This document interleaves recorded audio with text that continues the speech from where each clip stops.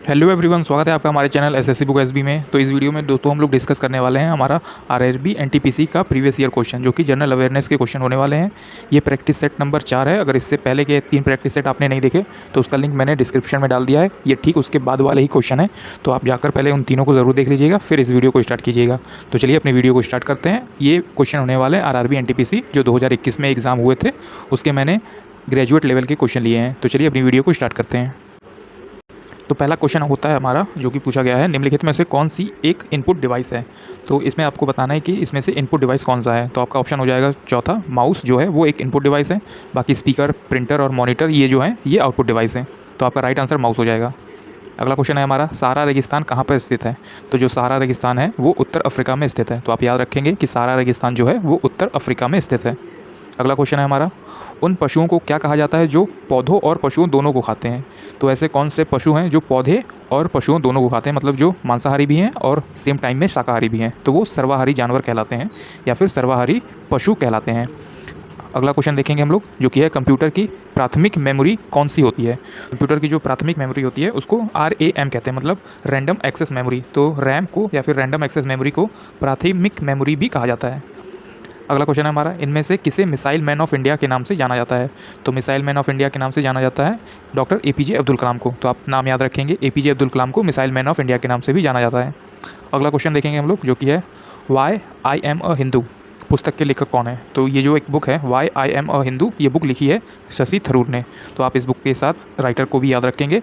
Y I M Hindu ये book किसकी है, तो ये शशि थरूर की बुक है। अगला क्वेश्चन है हमारा, केंडली उत्सव या फिर केंडली फेयर जो है वो किस राज्य में आयोजित किया जाता है। तो केंडुली या फिर केंडुली फेयर जो है वो पश्चिम बंगाल राज्य में आयोजित किया जाता है। अगला क्वेश्चन है हमारा, Tata institute of fundamental research कहाँ स्थित है। तो Tata institute of fundamental research जो है वो मुंबई में स्थित है। तो आप याद रखेंगे मुंबई शहर में है Tata institute of fundamental research, ये मुंबई में है। अगला है, अंतर्राष्ट्रीय श्रम संगठन की स्थापना डैश को हुई थी। तो अंतर्राष्ट्रीय श्रम संगठन की स्थापना हुई थी 28 जून 1919 को। तो आप ये डेट याद रखेंगे कि 28 जून 1919 को अंतर्राष्ट्रीय श्रम संगठन की स्थापना हुई थी। अगला क्वेश्चन देखेंगे हम लोग, जो कि है मृग नयनी का महल कहाँ स्थित है। तो मृग नयनी का जो महल है वो ग्वालियर शहर में स्थित है। तो आप याद रखेंगे कि MP के ग्वालियर शहर में स्थित है मृग नयनी का महल। अगला क्वेश्चन है हमारा, विसरण एक प्रक्रिया है जिसके द्वारा होता है। तो विसरण जो है वो एक प्रक्रिया है जिसके द्वारा ऑक्सीजन पूरी प्लाज्मा झिल्ली में जा सकता है। तो इसके जो द्वारा होता है वो होता है कि ऑक्सीजन जो है वो पूरी प्लाज्मा झिल्ली में जा सकता है विसरण के द्वारा। अगला क्वेश्चन आता है हमारा कंप्यूटर से, जो कि है कॉपी किए गए टेक्स्ट को पेस्ट करने के लिए प्रयुक्त शॉर्टकट की क्या है। तो जो कोई भी चीज़ हम लोग कॉपी करते हैं, फाइल हो गया, इमेज हो गया, पिक्चर हो गया, तो ऐसी कोई भी चीज़ को अगर हम कॉपी करते हैं तो पेस्ट करने के लिए कीबोर्ड से Ctrl+V का यूज़ करते हैं। Ctrl+C से कॉपी होता है और Ctrl+V से पेस्ट होता है। एक माउस से भी होता है और दूसरा तरीका कीबोर्ड से होता है, जो कि शॉर्टकट की नाम से भी हम लोग इसे कह सकते हैं। तो इसमें आपका आंसर हो जाएगा Ctrl+C से कॉपी होता है और Ctrl+V से पेस्ट होता है। अगला क्वेश्चन है हमारा, एक वयस्क मानव हृदय का औसत वजन लगभग कितना होता है। मतलब जो मानव का दिल होता है वो कितने ग्राम का होता है, मतलब औसत वजन कितना होता है। तो ये औसत वजन 300 ग्राम के आसपास होता है। तो आप याद रखेंगे कि एक वयस्क मानव हृदय का औसत वजन जो है वो 300 ग्राम के लगभग होता है। अगला क्वेश्चन है हमारा, निम्नलिखित में से किसने पहली बार यूनाइटेड नेशन शब्द का यूज़ किया या फिर इस्तेमाल किया।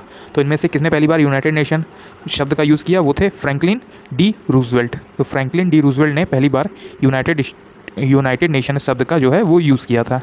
अगला क्वेश्चन आता है हमारा, भारतीय राष्ट्रीय कांग्रेस के अधिवेशन में भारतीय राष्ट्रगान पहली बार किस वर्ष गाया गया। तो ये गाया गया था 1911 में। तो 1911 में गाया गया था भारतीय राष्ट्रीय कांग्रेस के अधिवेशन में पहली बार राष्ट्रगान गाया गया था। अगला क्वेश्चन है हमारा, चंद्रमा पर उतरने वाला पहला अंतर्राष्ट्रीय यान कौन सा था। तो चंद्रमा पर उतरने वाला जो पहला राष्ट्रीय यान था वो था अपोलो 11। तो आप इसे याद रखेंगे कि अपोलो 11 जो था वो पहला ऐसा राष्ट्रीय यान था जो चंद्रमा पर उतरा था। अगला क्वेश्चन है, इनमें से कौन सी एक महारत्न दर्जा प्राप्त कंपनी नहीं है। तो ऐसी कौन सी कंपनी है जिसको महारत्न कंपनी का दर्जा प्राप्त नहीं है। तो MTNL जो है ये ऐसी कंपनी है जिसे महारत्न दर्जा प्राप्त नहीं है। बाकी IOCL जो है, BHEL है और GAIL है, ये महारत्न प्राप्त कंपनियां हैं, इन्हें दर्जा मिला हुआ है महारत्न कंपनी का। लेकिन MTNL जो है इसे महारत्न कंपनी का दर्जा जो है वो नहीं मिला। अगला क्वेश्चन आता है हमारा, नृत्य शैली चेड़ी की उत्पत्ति किस राज्य से हुई है। नृत्य जो शैली चेड़ी है या फिर शैली छाड़ी जो है उसकी उत्पत्ति किस राज्य में हुई थी, वो है हिमाचल प्रदेश में। तो आप याद रखेंगे कि नृत्य शैली चेड़ी का जो उत्पत्ति है वो हिमाचल प्रदेश स्टेट में हुआ था। अगला क्वेश्चन है हमारा, पुरातात्विक स्थल सरकोटड़ा सरकोटड़ा एक पुरातात्विक स्थल है, ये पूछा गया है कि किस राज्य में है। तो सरकोटड़ा जो है वो गुजरात राज्य में स्थित है। तो आप इसे याद रखेंगे कि हमारा पुरातात्विक स्थल सरकोटड़ा जो है वो गुजरात राज्य में स्थित है। अगला है, भारत में सिजदा प्रथा किसने शुरू करी। तो भारत में जो सिजदा प्रथा है वो गयासुद्दीन बलबन ने शुरू किया था। तो आप इसे भी याद रखेंगे कि सिजदा प्रथा को किसने शुरू किया, तो गयासुद्दीन बलबन ने शुरू किया था। अगला क्वेश्चन है हमारा, स्वतंत्र भारत के पहले गवर्नर जनरल कौन थे। तो स्वतंत्र भारत के पहले गवर्नर जनरल थे वो थे लॉर्ड माउंटबेटन। तो आप नाम याद रखेंगे, लॉर्ड माउंटबेटन को भारत का स्वतंत्र भारत का पहले गवर्नर जनरल कहते थे। अगले क्वेश्चन की तरफ हम लोग बढ़ेंगे, जो कि है भारत की संविधान सभा की पहली बैठक कब आयोजित की गई थी। तो भारतीय संविधान सभा की पहली बैठक आयोजित की गई थी 9 दिसंबर 1946 को। तो आप इसे याद रखेंगे कि 9 दिसंबर 1946 को भारतीय संविधान सभा की पहली बैठक की गई थी। अगले क्वेश्चन की तरफ हम लोग देखेंगे, जो कि है प्रोटोप्लाज्म शब्द किसने गढ़ा, मतलब कि प्रोटोप्लाज्म शब्द सबसे पहले किसने यूज़ किया। तो उनका नाम था जोहान इवेंजेलिस्ट पुरंकिजे। तो जोहान इवेंजेलिस्ट पुरंकिजे जो है उन्होंने पहली बार प्रोटोप्लाज्म शब्द का यूज़ किया। अगला क्वेश्चन आता है हमारा, इंदिरा गांधी अंतर्राष्ट्रीय हवाई अड्डा कहाँ स्थित है। तो ये इंदिरा गांधी अंतर्राष्ट्रीय हवाई अड्डा जो है वो दिल्ली में स्थित है। अगला क्वेश्चन है हमारा, चौरी चौरा कांड किस वर्ष में हुआ था। तो ये चौरी चौरा कांड जो हुआ था वो 1922 में हुआ था। आप याद रखेंगे 1922 में चौरी चौरा कांड हुआ था। अगला क्वेश्चन है, नंदा देवी राष्ट्रीय उद्यान किस राज्य में स्थित है। तो नंदा देवी राष्ट्रीय उद्यान जो है वो उत्तराखंड राज्य में स्थित है। तो आप ऐसे ही ढेर सारे अगर उद्यान को आपको जानना है, national park, tiger reserve, bio reserve, तो इसका लिंक जो है वो मैंने डिस्क्रिप्शन में दे रखा है, आप जाके उस वीडियो को भी देख सकते हैं। उसमें मैंने कंप्लीट इंडिया में जितने भी स्टेट में राष्ट्रीय उद्यान है, बायो रिजर्व है या फिर टाइगर रिजर्व है, वो मैंने उस वीडियो में कंप्लीट करा दिया है, जो आपके लिए काफ़ी हेल्पफुल हो सकता है। तो ज़रूर उस वीडियो पर क्लिक करके आप उस टॉपिक को कंप्लीट कर सकते हैं। आइए हम लोग देखते हैं अपना अगला क्वेश्चन, जो कि है सिख धर्म के पहले गुरु कौन थे। तो सिख धर्म के पहले गुरु थे श्री गुरु नानक देव जी। तो श्री गुरु नानक देव जी जो थे वो सिख धर्म के पहले गुरु थे। अगला क्वेश्चन आता है हमारा, निम्न में से कौन सा पशु ऊतक प्रकार नहीं है। तो कौन सा पशु जो है वो ऊतक प्रकार नहीं है, तो इसका नाम हो जाता है हमारा मेरिस्टेमेटिक ऊतक। तो मेरिस्टेमेटिक ऊतक जो है वो पशु ऊतक प्रकार नहीं है। अगला क्वेश्चन है हमारा, आरबीआई का मुख्यालय, मतलब जो भारतीय रिजर्व बैंक है उसका मुख्यालय कहाँ पे है। तो उसका मुख्यालय मुंबई में है। तो आप इसे याद रखेंगे, ये आरबीआई का मुख्यालय जो है वो मुंबई में स्थित है। अगला क्वेश्चन है, सार्क के सदस्य देशों की संख्या कितनी है। जो सार्क संगठन है हमारा उसमें कितने सदस्य शामिल हैं। तो उसमें सदस्य शामिल हैं 8। यहाँ मैंने इमेज लगा रखा है, आप देख सकते हैं वो 8 देश कौन कौन से हैं, आप उनके नाम याद कर सकते हैं। अगला क्वेश्चन है हमारा, माइकल ओडायर की हत्या किस भारतीय क्रांतिकारी ने की थी। माइकल ओडायर की हत्या किस भारतीय क्रांतिकारी ने की थी। तो उधम सिंह ने किया था। इसके ऊपर एक फिल्म भी बनी है उधम के नाम से, आप चाहे तो उसे देख सकते हैं, उसमें बताया गया है कि कैसे हत्या की गई थी। तो आप इसे याद रखेंगे कि माइकल ओडायर की हत्या उधम सिंह ने किया था। अगला क्वेश्चन है हमारा, इनमें से किसे आधुनिक वनस्पति विज्ञान का जनक माना जाता है। तो आधुनिक वनस्पति विज्ञान का जनक माना जाता है कार्ल्स लिनियस को। तो कार्ल्स लिनियस को जो है वो आधुनिक वनस्पति विज्ञान का जनक माना जाता है। अगला क्वेश्चन है हमारा, कौन सी निम्नलिखित में से जो है वो झूठ का पता लगाने वाली मशीन है या फिर लाई डिटेक्टर मशीन के नाम से जाना जाता है। तो पॉलीग्राफ जो है वो झूठ लगाने का या फिर झूठ पता लगाने वाली मशीन है, जैसे लाई डिटेक्टर मशीन के नाम से भी जाना जाता है, या फिर इसे पॉलीग्राफ टेस्ट भी कहते हैं। ये दोस्तों कई बार क्वेश्चन रिपीट होकर आ जाते हैं। तो इससे पहले वाले जो मैंने क्लास कराया था उसमें भी इस टाइप के क्वेश्चन पूछे गए थे कि पॉलीग्राफ टेस्ट किस नाम से जाना जाता है। तो उसे लाई डिटेक्टर मशीन के नाम से भी जाना जाता है। तो ऐसे क्वेश्चन दोस्तों रिपीट होते रहते हैं, जो इस बार भी संभावना है कि आपके एग्जाम में रिपीट होएं। तो इस बार आप अच्छे से अपना एग्जाम दीजिएगा। अगला क्वेश्चन हम लोग देखेंगे, जो कि है उज्जैन में अगला कुंभ मेला किस वर्ष आयोजित होता है। तो उज्जैन में जो अगला कुंभ मेला आयोजित होने वाला है वो 2028 में होने वाला है, मतलब अभी से 4 साल बाद होने वाला है। तो आप इसे याद रखेंगे कि उज्जैन में जो है अगला कुंभ मेला 2028 में लगेगा। अगला क्वेश्चन है हमारा, निम्नलिखित में से कौन सरकारी विधेयक को प्रस्तावित कर सकता है। तो सरकारी विधेयक को कौन प्रस्तावित कर सकता है। तो संसद के किसी भी सदन के मंत्री। तो संसद के किसी भी सदन के मंत्री जो है वो सरकारी विधेयक को प्रस्तावित कर सकते हैं। अगला क्वेश्चन आता है हमारा, देवी अहिल्याबाई होलकर हवाई अड्डा कहाँ स्थित है। तो देवी अहिल्याबाई होलकर हवाई अड्डा तो इंदौर शहर में स्थित है। तो आप देख रहे हैं कि हवाई अड्डा से कई सारे क्वेश्चन पूछे जा रहे हैं। तो एक टॉपिक आप ये पढ़ के ज़रूर जाइएगा कि हवाई अड्डा कौन से शहर में किसके नाम से कौन कौन से हवाई अड्डे मौजूद हैं। तो ये आपको एक नंबर ज़रूर दिलाने में हेल्प करेगा। तो देवी अहिल्याबाई होलकर हवाई अड्डा ये इंदौर शहर में स्थित है। अगला क्वेश्चन आता है हमारा दोस्तों, 1784 में यूरोपियनों द्वारा भारत में पुरातत्व संबंधी कार्य शुरू करने के साथ साथ एशियाटिक सोसाइटी ऑफ बंगाल का गठन किया था। इसके संस्थापक कौन थे। तो इसमें आपसे ये पूछा गया था कि जो एशियाटिक सोसाइटी ऑफ बंगाल का गठन किया इसके संस्थापक कौन थे। तो विलियम जोन्स थे। तो विलियम जोन्स आप याद रखेंगे कि एशियाटिक सोसाइटी ऑफ बंगाल के संस्थापक थे। अगला क्वेश्चन आता है दोस्तों हमारा, सबसे पुराना व्यापार संघ संगठन कौन सा है। तो सबसे पुराना व्यापार संघ संगठन है AITUC। तो AITUC जो है वो भारत का सबसे पुराना व्यापार संघ संगठन है। अगला है हमारा रेमन मैग्सेसे पुरस्कार से सम्मानित होने वाले निम्नलिखित में से कौन एक है। तो इसमें से 4 ऑप्शन है, इनमें से आपको बताना है कि इन चारों में से किसे रेमन मैग्सेसे पुरस्कार जो है वो दिया गया है। तो पहला ऑप्शन है हमारा अरविंद केजरीवाल, इन्हें रेमन मैग्सेसे पुरस्कार से सम्मानित किया गया है। अगला क्वेश्चन आता है हमारा, कौन सा राष्ट्रीय राजमार्ग दिल्ली और मुंबई को जोड़ता है। तो ये ऑप्शन हो जाएगा हमारा NH8, मतलब नेशनल हाईवे 8 जो है वो दिल्ली और मुंबई को जोड़ता है। अगला क्वेश्चन है हमारा, भारत के राष्ट्रपति बनने से पहले इनमें से किसे भारत रत्न पुरस्कार से सम्मानित किया गया। तो भारत के राष्ट्रपति बनने से पहले इन्हें भारत रत्न से सम्मानित किया गया था, ये थे S राधाकृष्णन। तो S राधाकृष्णन को भारत रत्न से भी सम्मानित किया गया था और ये फिर बाद में राष्ट्रपति भी बने। अगला क्वेश्चन है, जनरल माइकल ओडायर की स्वतंत्रता सेनानी ने गोली मार के हत्या की। तो ये देखिए, इससे पहले वाली शिफ्ट में भी ये क्वेश्चन पूछा गया था।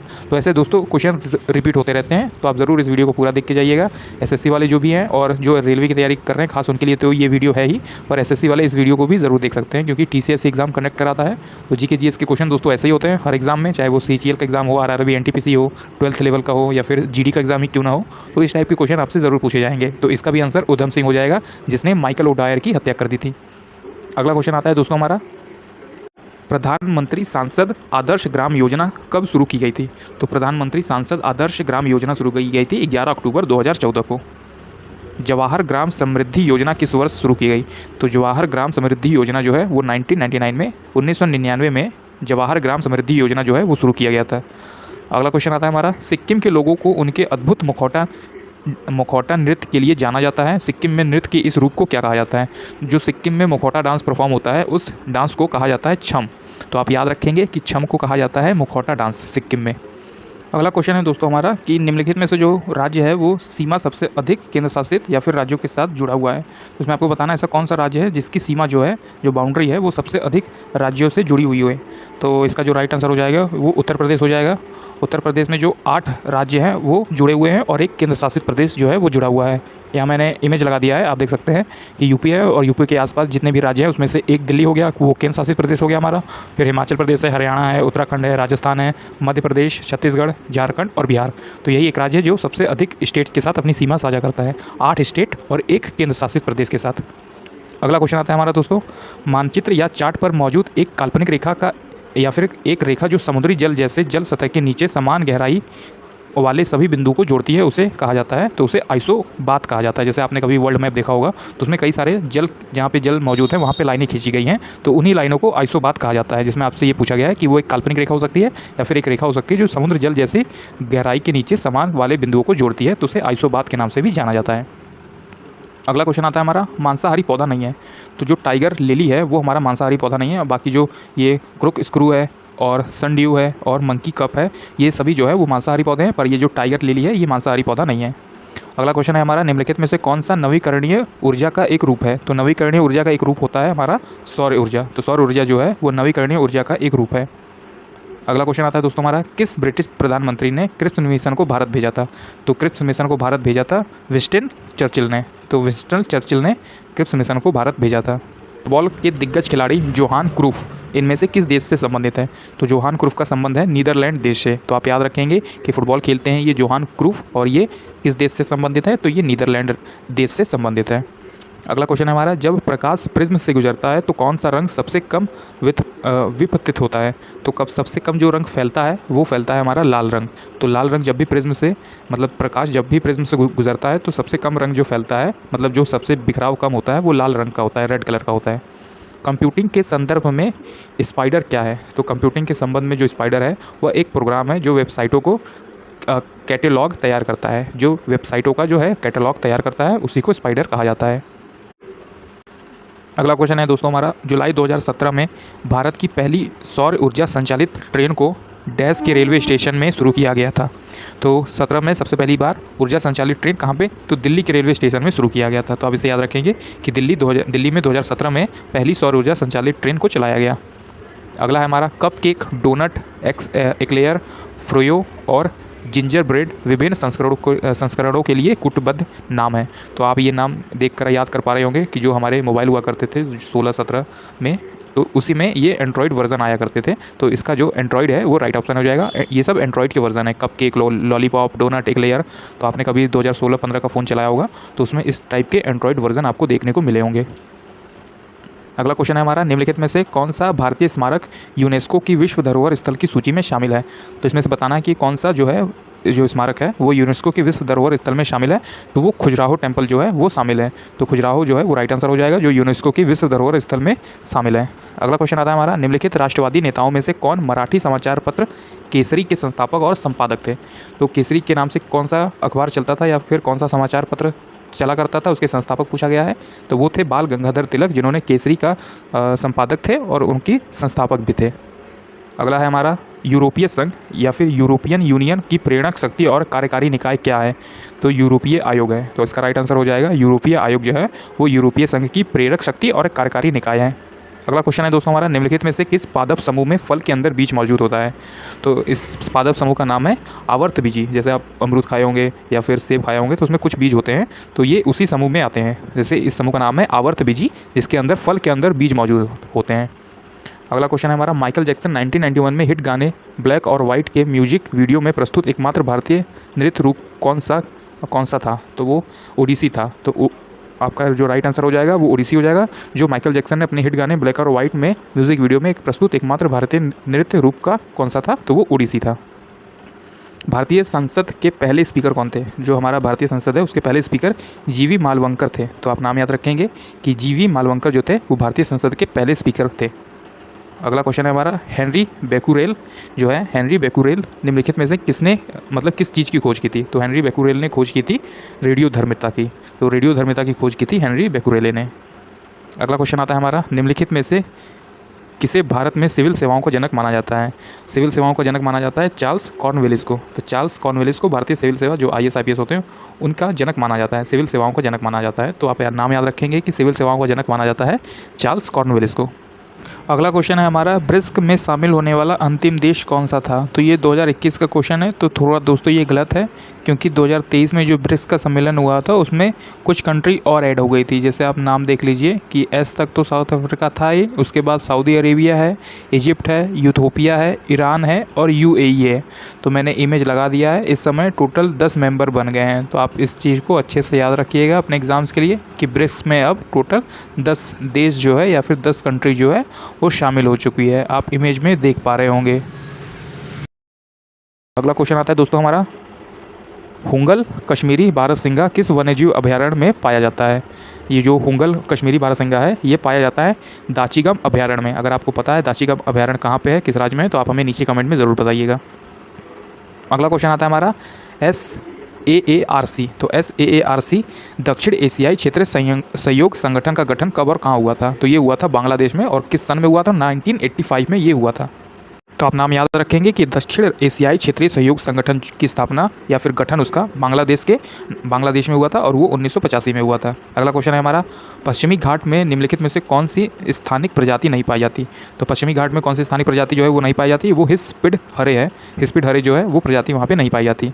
अगला क्वेश्चन है दोस्तों हमारा, हिमालय में धौलाधार पर्वतमाला डैश का एक भाग है। तो धौलाधार पर्वतमाला वो निम्न हिमालय का एक भाग है। तो आप इसे याद रखेंगे कि धौलाधार पर्वतमाला वो निम्न हिमालय का एक भाग है।